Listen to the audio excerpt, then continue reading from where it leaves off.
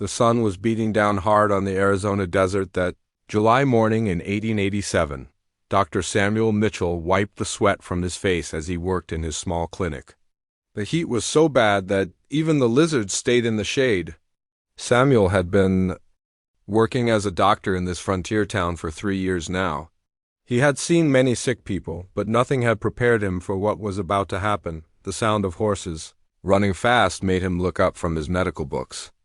Dust clouds were coming toward the town. Samuel stepped outside and saw 3 men on horses. One of them was shouting something he could not understand at first. As they got closer, Samuel saw that one horse was carrying 2 people. The second person was slumped over, not moving. Doc Mitchell," the first rider called out. It was Tom Bradley, who ran the trading post just outside of town. "We need help. Found this one near my store. She's barely breathing." Samuel ran toward them as they stopped in front of his clinic. The person Tom was holding was a young Apache woman. Her long black hair was stuck to her face with sweat. Her skin was burning hot even from a distance. Her breathing was so shallow that Samuel had to look closely to see if her chest was moving at all. "Bring her inside quickly," Samuel said. He did not ask questions. A person was dying, and that was all that mattered to him, Tom and the other.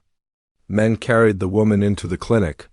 Samuel cleared off his examination table with a quick sweep of his arm. They laid her down gently. Samuel could see right away that she was very sick. Her face was red with fever, and her lips were dry and cracked. When he put his ear to her chest, he heard a terrible rattling sound with each breath. "Where exactly did you find her?" Samuel asked as he began checking her condition. "About 2 miles from my trading post," Tom said. "She was lying under a small tree. Her horse was standing nearby, but it looked like she had fallen off. Been there for a while, I think." Samuel nodded and continued his examination. The woman's fever was dangerously high. Her pulse was weak and fast. The sounds in her lungs told him she had pneumonia, and it was bad. Without treatment, she would die within hours, maybe less. "This is serious," Samuel said, mostly to himself. "I need to get this fever down right away." One of the other men, Sheriff Williams, cleared his throat. "Doc, you sure you want to get involved with this? She's Apache. Could bring trouble to the whole town." Samuel stopped what he was doing and looked at the sheriff. "She's a human being who is dying. That's all I need to know." The sheriff shook his head. "The Apache have been causing problems lately. Some folks might not like you helping one of them." "Then those folks can talk to me about it later," Samuel said firmly. "Right now, I have work to do." Samuel sent the men away and began working to save the woman's life. He had seen pneumonia many times before, but this case was worse than most. Her lungs were filled with fluid, and her body was fighting a battle it was losing. First, he needed to bring down her fever. He got cold water and clean cloths. He placed the wet cloths on her forehead and arms. The water seemed to turn warm almost instantly from the heat of her skin. Samuel changed the cloths again and again, trying to cool her burning body. Next, he prepared medicine to help her breathing. He mixed herbs and powders that he hoped would clear her lungs. Getting the medicine into her was hard because she was not conscious. Samuel had to be very careful not to let her choke. As the hours passed, Samuel noticed something unusual about his patient. Even unconscious and near death, there was something strong about her. Most people with pneumonia this bad would give up, but this woman seemed to be fighting the sickness with a will Samuel had rarely seen. Her face, even flushed with fever, was beautiful. She looked young, maybe 20 or 25 years old. Her features were delicate but strong. There was something about her that made Samuel feel he was not treating just any patient. This woman was special somehow. Night came, and Samuel did not leave her side. He continued changing the cold cloths. He gave her small amounts of water when he could. He checked her breathing every few minutes. The fever stayed high, but it was not getting worse. That was something. By midnight, Samuel was exhausted. He had not eaten anything since morning. His back hurt from bending over the examination table. But he could not leave. Something inside him said this woman must not die. He had felt this way about other patients before, but this was different. This was stronger. Around 3 in the morning, something changed. The woman's breathing became a little easier. The rattling sound in her lungs was still there, but not as bad. Her skin felt slightly less hot. Samuel allowed himself to hope that maybe, just maybe, she might live. Dawn came slowly. The first light of day came through the clinic windows. Samuel had dozed in his chair for maybe an hour, but he was awake now. He checked on his patient again. Her fever had broken a little more. Her breathing was definitely better. As the sun got higher, Samuel heard people talking outside his clinic. Word had spread through the town that he was treating an Apache woman. Some people were curious, others were angry. Samuel ignored the voices and focused on his patient. By the second day, the woman's condition had improved enough that Samuel felt she would probably live, but she was still unconscious. Samuel began to wonder who she was, what was her name, where was she going when she got sick. Did she have family who were looking for her? The third day brought a surprise that changed everything. Samuel was checking the woman's pulse when her eyes suddenly opened. They were dark brown, almost black, and very alert. She looked around the room quickly, taking in where she was. Then her eyes settled on Samuel. For a moment, neither of them moved. Samuel felt something strange happen in his chest. It was like his heart skipped a beat. The woman's eyes were intelligent and strong. Even after being so close to death, there was no fear in them. There was curiosity and maybe a little surprise, but no fear. "You are safe," Samuel said softly. "You have been very sick, but you are going to be all right." The woman studied his face for a long moment. Then she spoke, and her voice surprised him. It was clear and strong, and she spoke in perfect English. "You saved my life," she said simply. Samuel smiled. "I am a doctor. It is what I do." "Not all doctors would help an Apache woman," she replied. Samuel looked into her eyes again and felt that strange feeling in his chest once more. He had saved her life, that was true. But somehow, Samuel Mitchell had the feeling that this Apache woman was about to change his life in ways he could not imagine. The Apache woman told Samuel her name was Ayanna. It meant eternal blossom in her language. Samuel thought it was a beautiful name for a beautiful woman. Over the next few days, as Ayanna got stronger, Samuel learned more about her. Each conversation surprised him. Ayanna was not like the Apache people Samuel had heard about from other settlers. She spoke English as well as he did, maybe better. She could read and write. She knew about medicine and books and many things that Samuel had thought only white people learned. "I went to a mission school when I was young," Ayanna explained one afternoon. Samuel was checking her lungs, which were much clearer now. "The teachers taught me English and reading. They wanted me to forget my Apache ways and live like a white person." "But you came back to your people," Samuel said. Ayanna nodded. "The mission school taught me many useful things, but it could not change who I am inside. I am Apache. That is my heart, my soul, my blood. I came back to help my people." Samuel was curious about this. "How do you help them?" "I speak both languages and understand both worlds," Ayanna said. "When white settlers want to trade with Apache people, I help them talk to each other. When there are problems, I try to help both sides understand. It is not easy work." Samuel could see that it would not be easy. The Apache and the white settlers did not trust each other. There had been fights and killings on both sides. Fear and anger made people do terrible things. "Is that what you were doing when you got sick?" Samuel asked. "Yes," Ayanna said. "I was traveling to a meeting between Apache chiefs and some ranchers. There have been problems about cattle and water rights. Both sides asked me to help them talk." Samuel was impressed. This woman was trying to make peace between two groups that hated each other. It was dangerous work. People on both sides might see her as a traitor. As the days passed, Samuel found himself spending more time with Ayanna than he needed to as her doctor. He would bring her meals and sit with her while she ate. They would talk about many things. Samuel told her about his life, how he became a doctor, why he came to Arizona. "I wanted to help people who really needed help," Samuel said. In the Big cities back east, there were many doctors. Here, I thought I could make a real difference. And do you? Ayana asked. Make a difference? Samuel thought about this. I try to, but sometimes I think the sickness in people's hearts is worse than the sickness in their bodies. The hate between Apache and white people, I cannot cure that with medicine. Ayana smiled. It was the first real smile Samuel had seen from her. That is wise. You understand something that many people do not. Samuel felt warm inside when she smiled at him. He was starting to realize that his feelings for Ayana were becoming more than just a doctor caring for his patient. This worried him, but it also made him happy in a way he had never felt before. Ayana seemed to enjoy their talks too. She would ask Samuel questions about his work, about the books he read, about his life before Arizona. She told him stories about Apache customs and beliefs. She taught him some words in her language. Your people believe different things about sickness, Samuel said one day. Tell me about Apache medicine. Ayana's eyes became serious. We believe that sickness comes when a person is out of balance.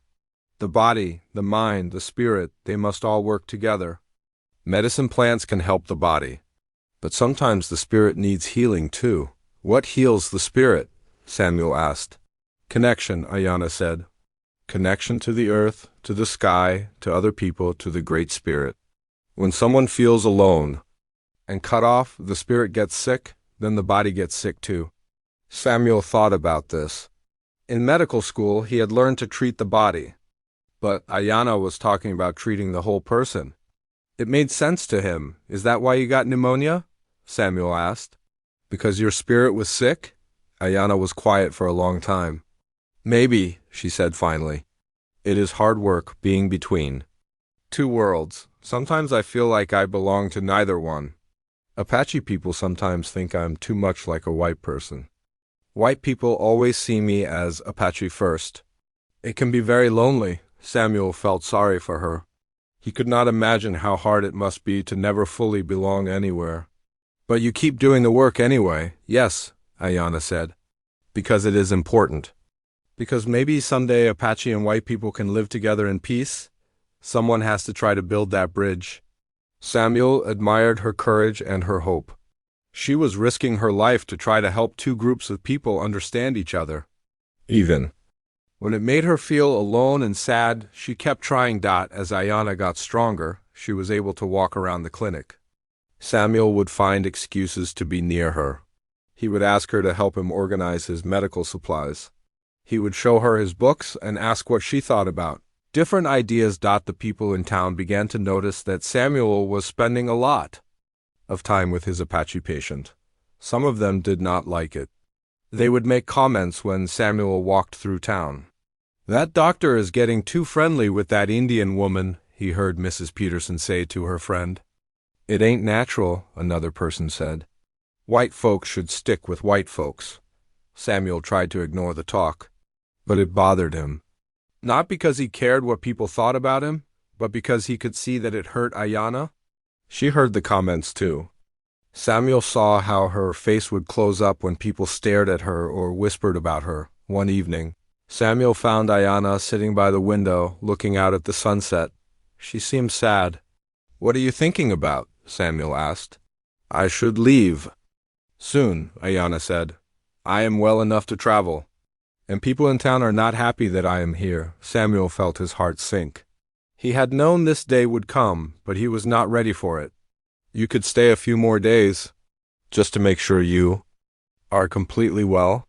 Ayana looked at him with those intelligent dark eyes. Samuel, she said softly. It was the first time she had used his first name. We both know that I am well enough to go. The question is whether I should go. Samuel sat down next to her. What do you mean? I mean that staying here is becoming dangerous, not because of my health, because of other things. Samuel knew what she meant, the way he felt about her, the way she seemed to feel about him, the way people in town were starting to talk. It was dangerous for both of them, but Samuel did not want her to go. For the first time in his life, he had met a woman who understood him. Someone who shared his desire to help people and make the world better. Someone who was brave and smart and beautiful. Someone who made him feel like his heart was truly alive. Maybe, Samuel said carefully, the dangerous thing would be for you to leave. Ayanna turned to look at him fully. What are you saying? Samuel took a deep breath. I am saying that I have never met anyone like you. I'm saying that when I think about you leaving, I feel like I cannot breathe. I'm saying that maybe, somehow, we could find a way to make this work. Ayanna was quiet for a long time. Outside, the sun was setting behind the desert mountains. The sky was painted in colors of red and gold. Finally, she spoke. Samuel, you are a good man, a kind man. You saved my life. But you do not understand what you are saying. Then help me understand, Samuel said. Ayanna sighed. I am Apache. You are white. In this world, at this time, that means we can never be together, not really. Not without both of us losing everything we have worked for. Samuel wanted to argue with her. He wanted to say that love could overcome anything. But he could see in her eyes that she was right. The world they lived in would not accept them together. The question was whether they were strong enough to. Try anyway. That night, Samuel lay awake thinking about Ayanna. She was right that being together would be difficult, maybe impossible. But she was also the most amazing woman he had ever met. Could he really let her walk out of his life without trying to find a way to keep her? Ayanna did not leave the next day or the day after that. Samuel could see that she was struggling with the same feelings he was having. When they looked at each other, there was something electric in the air between them. When their hands touched, by accident, both of them felt it. Samuel knew he was falling in love with Ayanna. It was not just her beauty, though she was the most beautiful woman he had ever seen. It was her mind, her spirit, her courage. She made him want to be a better man. She made him think about the world in new ways. Ayanna seemed to be fighting the same feelings.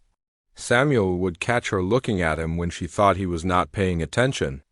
When he smiled at her, she would smile back, but then look away quickly.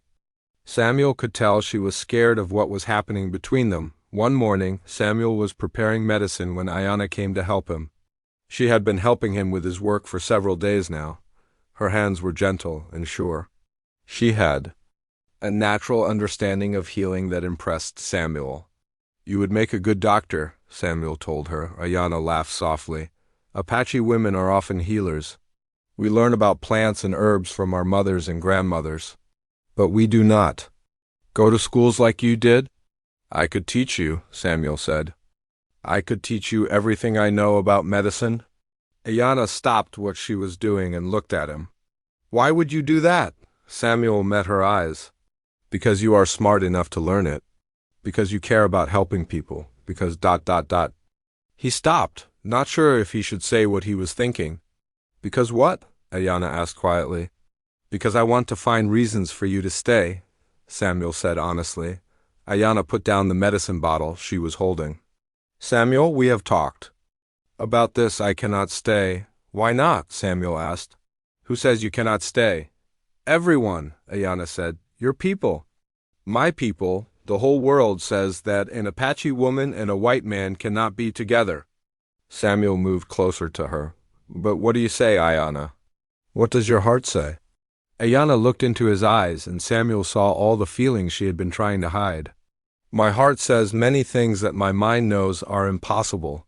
Samuel reached out and gently touched her face. What if we did not listen to everyone else? What if we only listened to our hearts? For a moment, Ayanna leaned into his touch. Samuel felt his heart racing. Then she stepped back. Hearts can be wrong. Samuel, hearts do not think about consequences. Hearts do not understand the real world. But Samuel could see that her heart was winning the battle with her mind. Over the next few days, they grew closer and closer. They would work together in the clinic during the day. In the evenings, they would sit and talk for hours. Samuel learned about Apache customs and beliefs. Ayanna learned about Samuel's dreams and hopes. I want to help all people, Samuel told her one night. I do not care if they are white or Apache or Mexican or anything else. Sickness does not care about the color of someone's skin. That is a beautiful dream, Ayanna said. But most people do not think like you. Maybe we can change that, Samuel said. Maybe if people see us working together, helping everyone, they will start to understand. Iana smiled sadly. You have so much hope. I wish I could believe it. Would be that easy. It will not be easy, Samuel admitted. But that does not mean we should not try. The first time Samuel kissed Iana, they were in the clinic late at night. She had cut her hand while helping him prepare medicines. Samuel was bandaging the cut, being very gentle. When he finished, he looked up at her. She was looking down at him with such tenderness in her eyes. Samuel stood up slowly. Iana did not move away. Samuel touched her face again, and this time she did not step back. When he kissed her, it felt like the whole world changed. It felt like everything he had been waiting for his whole life. When they stopped kissing, Iana put her head against Samuel's chest. This is dangerous, she whispered. I know, Samuel whispered back. But I love you, Iana. I cannot help it. I love you more than I have ever loved anything. Iana looked up at him. I love you too, she said. That is what makes this so dangerous.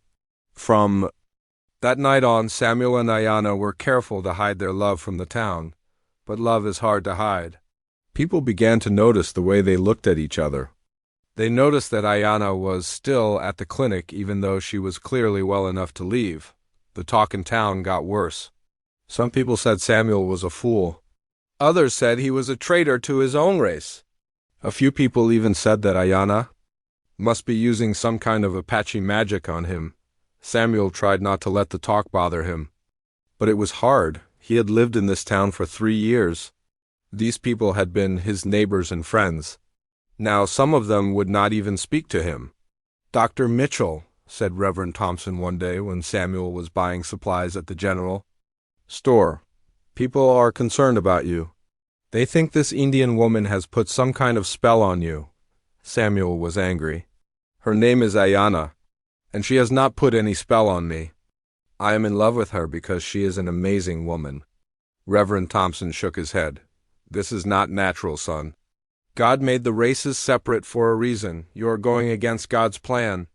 I think God's plan is for people to love each other. Samuel said, I think God's plan is for people to help each other, no matter what they look like. Samuel left the store feeling frustrated and angry. How could people be so small-minded? How could they not see how wonderful Iana was? But the pressure was getting to Iana too? Samuel could see it in her eyes. She was starting to look worried and sad more often. She had always been strong, but the constant disapproval from the town was wearing her down. Maybe they are right, she said to Samuel one evening. Maybe this is wrong. No, Samuel said firmly. This is the most right thing I have ever done. You are the most right thing that has ever happened to me. Iana smiled, but it was a sad smile. What kind of life could we have together, Samuel? Where could we go? Who would accept us? Samuel had been thinking about this too. We could go west to California or north. There are places where people are more open-minded. We could start fresh somewhere new and leave everything behind? Iana asked, You would leave your work here? Your clinic? All the people who need you? Samuel hesitated. He loved his work. He loved helping the people in this town, even the ones who were now treating him badly, but he loved Iana more. I would leave anything to be with you, he said. Iana reached out and took his hand. And I would leave anything to be with you. But Samuel, what about my people? The Apache need me too. I am one of the few people who can speak for them, who can help them deal with the white world. If I leave with you, who will do that work? This was the hard question that neither of them wanted to face. They both had responsibilities to other people. They both had work that was important and needed. Could they abandon all of that for love? Samuel pulled Iana close to him. We will find a way, he said. Somehow, we will find a way to be together and still help people. Iana held him tight. I hope you are right, she whispered, because I cannot imagine living without you now. But even as they held each other, both of them could feel the world pressing in around them. The disapproval from the town was getting stronger. Samuel's few remaining friends were warning him that he might lose his license to practice medicine if he kept associating with Ayanna. Some people were even talking about running him out of town, and Samuel knew that Ayanna was facing pressure. From her own people, too. She had been gone for weeks now. The Apache chiefs who had been waiting for her to help with the meeting with the ranchers were probably wondering where she was. Her family would be worried about her. Their love was real, and strong and beautiful. But the world they lived in was not ready for a love like theirs. Samuel began to fear that no matter how much they loved each other, the forces against them might be too strong to overcome. Still, he was not ready to give up. Not yet. Every day with Ayanna felt like a gift. Every smile, every touch, every conversation made him more certain that she was the woman he was meant to spend his life with. The question was whether the world would let them. The morning everything changed started like any other. Samuel was working in his clinic when Ayanna came in with breakfast for both of them. She had been staying in a small room behind the clinic for the past 2 weeks. People in town knew about it, but no one said anything directly to Samuel anymore. They just whispered and stared. "The eggs are still warm," Ayanna said, setting down the tray. She had learned to cook white man's food. Though she often added Apache spices that made everything taste better, Samuel smiled at her every morning. When he saw her face, he felt grateful all over again. "Thank you, you spoil me." "Someone should spoil you," Ayanna said, kissing his cheek. "You work too hard." They were eating breakfast and talking about their plans for the day when they heard horses outside. Many horses, coming fast. Samuel and Ayanna looked at each other. They both knew that many horses coming fast usually meant trouble. Samuel went to the window and looked out. What he saw made his blood run cold. 6 Apache warriors were riding toward the clinic. They were painted for war, with feathers in their hair and weapons at their sides. Samuel had never seen them before, but he knew immediately why they were here. "Ayanna," he said quietly. "You need to see this." Ayanna came to the window. When she saw the warriors, her face went white. "Oh no," she whispered. "My brother." "Your brother?" Samuel asked. "The one in front? That is Nulnish?" "He is my older brother. He must have been looking for me." The warriors stopped in front of the clinic. Samuel could hear people in town running to hide in their houses and stores. Everyone was afraid of Apache warriors, especially ones that looked like they were ready to fight. Nulnish dismounted from his horse and walked toward the clinic door. He was tall and strong, with the same intelligent eyes as Ayanna, but his eyes were full of anger. He pushed open the door without knocking. "Ayanna," he said in Apache. His voice was hard and cold. Ayanna answered him in Apache. Samuel could not understand the words, but he could tell they were arguing.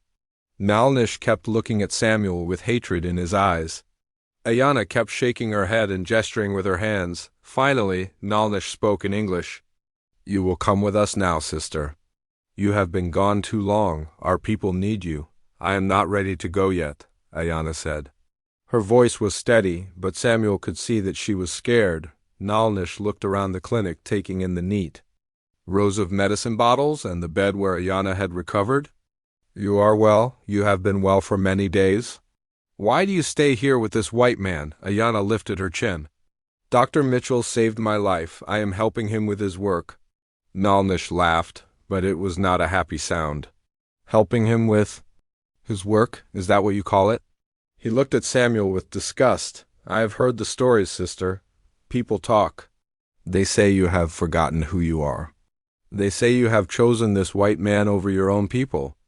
"That is not true," Ayanna said. But Samuel could hear doubt in her voice.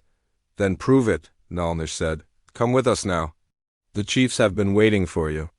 The meeting with the ranchers was supposed to happen 2 weeks ago. Without you? There to translate and keep the peace, there was almost a war. 3 Apache young men are dead because you were not there to stop the fighting," Ayanna gasped. Samuel saw all the color drain from her face. "Dead? Who is dead?" Nulnish told her the names.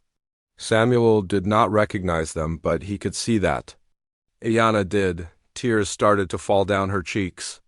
"It is not her fault," Samuel said, stepping forward. She was sick, she almost died. She could not help anyone if she was dead. Nalnish turned his angry eyes on Samuel. You are the one who has bewitched my sister.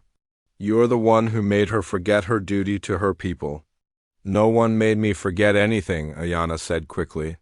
Samuel, please, let me handle this. But Samuel was angry now too. I did not bewitch anyone, I saved her life. And she stayed because she wanted to stay. We love each other. The words hung in the air like a thunderclap. Nalnish stared at Samuel. With pure hatred. Love? He spat. You know nothing about love. Love is putting your people first. Love is sacrifice. Love is duty. You have made my sister weak and selfish. I have made her happy, Samuel said. Happy? Nalnish turned to Ayanna. Are you happy, sister? Are you happy while Apache children go hungry because the ranchers took our water? Are you happy while Apache warriors die because there was no one to make peace? Are you happy while our old people worry that the Apache way of life will die forever? Ayanna was crying harder now. You do not understand. It is not that simple. It is exactly that simple, Nalnish said. You are Apache. Your people need you. That is all that matters. Samuel wanted to argue, but he could see the pain in Ayanna's eyes. He could see that her brother's words were hurting her more than any physical blow could. She can help her people and still be with me, Samuel said. We could work together. I could help the Apache too. I could be a doctor for everyone, Nalnish laughed again. You think Apache people would trust a white doctor? You think the white people in this town would let you help us? You are a fool. Samuel knew that Nalnish was probably right, but he did not want to admit it. Things can change. People can learn to be better. Maybe in 50 years, Nalnish said. Maybe in 100 years, but not now. Right now there is only war and peace. There's only Apache and white. There is no in-between. Ayanna was standing between the two men, tears streaming down her face. Samuel could see that she was being torn apart inside. Her love for him on one side, her duty to her people on the other. Ayanna, Samuel said softly, tell him that we can find a way to make this work. Ayanna, Nalnish said firmly, tell him that you are Apache first and always. Tell him that your people need you more than he does. Ayanna looked back and forth between them. Samuel had never seen such pain in anyone's eyes. She was being forced to choose between two things that were both important to her. No matter what she chose, she would lose something precious. I need time to think, she whispered. There is no time, Nalnish said. We leave today, now. The chiefs are meeting with the soldiers tomorrow. If there is going to be peace instead of war, you must be there. Samuel felt panic rising in his chest. Ayanna, please, do not let them take you away from me. No one is taking me anywhere, Ayanna said, finding some strength in her voice. This is my choice to make. She walked to the window and looked out at the desert. Samuel and Nalnish both watched her, waiting. The other Apache warriors waited outside with their horses. The whole town was waiting to see what would happen. Samuel, Ayanna said without turning around. If I go with you away from here, what would we do? Where would we live? Anywhere you want, Samuel said. We could go to California. We could go to Mexico. We could go anywhere and start a new life together. And you'll work as a doctor? I could be a doctor anywhere, Samuel said. People need doctors everywhere. But you came here because these people needed you most, Ayanna said. You told me that yourself. If you leave, who will take care of them? Samuel hesitated. She was right. The people in this town might be treating him badly right now, but they still needed a doctor. There was no other doctor for hundreds of miles. And, if I leave, Ayanna continued, who will speak for the Apache? Who will translate? Who will try to keep the peace? There must be other people who can do that work, Samuel said desperately. Nalnish shook his head. There are no others. Ayanna is the only one who speaks both languages perfectly. The only one both sides trust. Without her, there will be more killing. Many more people will die. Ayanna turned around to face them both. Do you see? She said to Samuel. Do you see why this is so hard? Samuel did see. He saw that Ayana was not just choosing between him and her brother. She was choosing between her own happiness and the lives of many other people. She was choosing between love and duty, between her heart and her conscience. "What if we found another way?" Samuel asked. "What if you went back with your brother now, but came back to me later? After the meeting with the soldiers, after things settled down?" Ayana and Nalnish exchanged a look. "It will never settle down," Ayana said sadly. "There will always be another meeting, another crisis, another reason why I am needed. If I choose my people now, I will have to keep choosing them forever." "And if you choose this white man," Nalnish said, "you choose to abandon your people forever. You choose to let them suffer and die while you live in comfort." Samuel wanted to argue that it was not that simple, but looking at Ayana's face, he realized that maybe it was. Maybe in their world at this time it really was that simple. Maybe love was not enough to overcome the bigger forces that kept people apart. Ayana walked to Samuel and took his hands.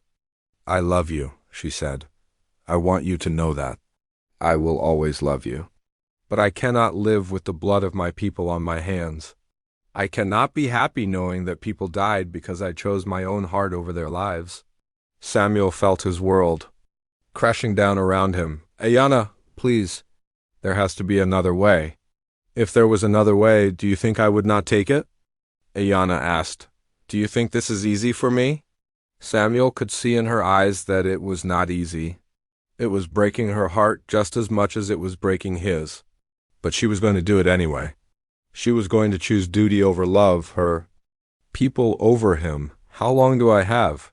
Samuel asked quietly. The hours between noon and sunset felt like both forever and no time at all. Samuel and Ayana spent them together, trying to say everything they needed to say, trying to hold on to each moment before it slipped away forever. They walked through the desert behind the clinic, away from the watching eyes of the town and the Apache warriors. The sun was hot, but neither of them minded. They had walked this path many times during the weeks they had been together. Today would be the last time. "I keep thinking this is a bad dream," Samuel said, holding Ayana's hand tightly. "I keep thinking I will wake up and everything will be different." "I know," Ayana said. "But we both know this was always going to happen. We just did not want to think about it." Samuel stopped walking and pulled Ayana into his arms. "Run away with me. Right now. We could take my horse and be miles away before anyone notices we are gone." Ayana leaned against his chest, listening to his heartbeat. "You know I cannot do that. You know why?" "I know," Samuel said, "but I had to ask one more time." They found a large rock to sit on, the same rock where they had sat many evenings to watch the sunset. Ayana rested her head on Samuel's shoulder. "Tell me about the life we would have had," she said softly. Samuel was quiet for a moment, thinking. "We would have gone to California, found a little town that needed a doctor. I would have built a clinic and you would have helped me run it. We would have treated everyone who came to us, no matter who they were. Would we have had children?" Ayana asked. Samuel's throat got tight. "Yes, beautiful children with your eyes and your courage. I would have taught them about medicine. You would have taught them about the Apache way of seeing the world. They would have been bridges between different peoples, just like their mother." Ayana was crying quietly. "That sounds like a beautiful life." "It would have been," Samuel said. "It would have been the most beautiful life." They talked about other things too, memories of their time together. The first day they met. The first time Samuel made Ayana laugh. The first time they kissed. All the little moments that had meant so much. "I want you to know something," Ayana said as the sun began to get lower in the sky. "These weeks with you have been the happiest of my life. Even knowing how it would end, I would not change anything, not even to avoid this pain," Samuel asked. "Not even to avoid this pain," Ayana said. "Love is worth the pain, Samuel, even when it cannot last." As sunset approached, they walked back toward the clinic. The Apache warriors were preparing their horses. Nalnish was checking supplies and weapons. He looked up when Samuel and Ayana approached. "It is time, sister," he said, not unkindly. Samuel could see that Nalnish felt bad about causing Ayana pain. But he also knew that Nalnish believed he was doing the right thing for his people. Ayana nodded. She went into the clinic to gather her few belongings. When she came back out, she was carrying a small leather bag. She walked to Samuel one last time. "I want you to have something," she said, reaching into the bag. She pulled out a small piece of turquoise on a leather cord.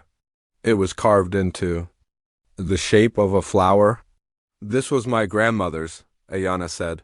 "She gave it to me when I was a child. She told me to give it to the man I loved most in the world." She put the cord around Samuel's neck. "I want you to remember me when you look at it." Samuel touched the smooth stone. "I will remember you every day for the rest of my life. I do not need anything to help me remember. But I want you to have it anyway," Ayana said. Samuel reached into his own pocket and pulled out a small silver locket. "This was my mother's. I want you to have it." Ayana opened the locket. Inside was a tiny picture of Samuel. "How did you get this made?" she asked. "I had it done in town last week," Samuel sighed. "I was hoping ... I was going to ask you to marry me. I wanted you to have a picture to carry with you." Fresh tears started down Ayana's face. "You were going to ask me to marry you?" "Yes," Samuel said. "I know it seems foolish now, but I was going to ask you anyway." Ayana looked at him for a long moment. Then she said, "Ask me now." Samuel was confused. "What?" "Ask me now," Ayana repeated. "I want to hear the words. I want to say yes, even if it cannot be real." Samuel felt his heart breaking and healing at the same time. He got down on one knee. Right there in the dust in front of the clinic, with the Apache warriors watching and the town people peeking out of their windows. "Ayana," he said, his voice shaking, "will you marry me? Will you be my wife, even if only in our hearts?" "Yes," Ayana said, crying and smiling at the same time. "Yes, Samuel, I will be your wife in my heart forever." Samuel stood up and kissed her one last time. It was a kiss full of all their love, all their dreams, all their sadness. When they finally stopped kissing, both of them were crying. "I have to go now," Ayana whispered. "I know," Samuel whispered back. Nalnish helped Ayana onto her horse. She looked small sitting there, even though Samuel knew she was one of the strongest people he had ever met. "Take care of yourself, Samuel," she called down to him. "Keep helping people. Keep being the good man that you are. Take care of yourself." "Too," Samuel said. "Keep building bridges. Keep bringing peace." The Apache warriors began to ride away. Ayana looked back at Samuel one last time. Then she turned her horse and rode with them into the desert, toward the setting sun. Samuel stood there watching until they were just tiny dots in the distance. Even after he could not see them anymore, he kept watching. Finally, when full darkness came, he went back into his clinic. The next few weeks were the hardest of Samuel's life. He tried to keep busy with his work, but everything reminded him of Ayana, the examination table where she had recovered from pneumonia, the chair where she used to sit and talk with him, the kitchen where she had cooked their meals. Some people in town were relieved that Ayana was gone.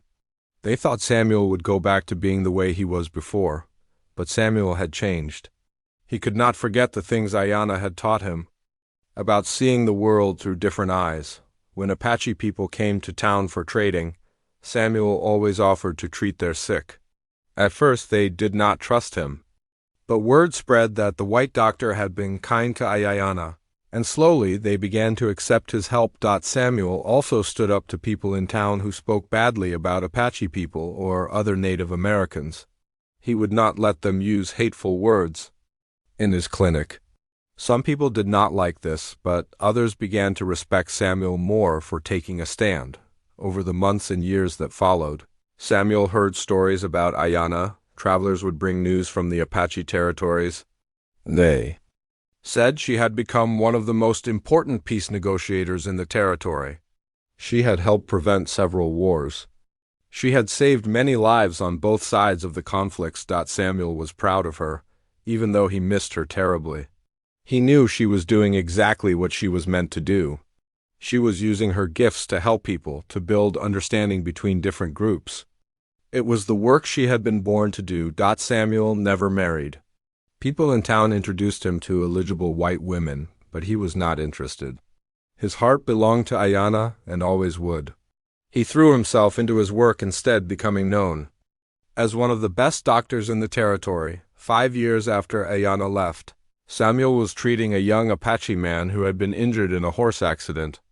As Samuel was cleaning the man's wounds, the patient spoke to him. "You are the doctor who loved Ayanna," the young man said. Samuel looked up in surprise. "You know her?" "Everyone knows her," the young man said. "She is famous among all the Apache tribes. She has saved more lives than any warrior ever has." "Is she does she well?"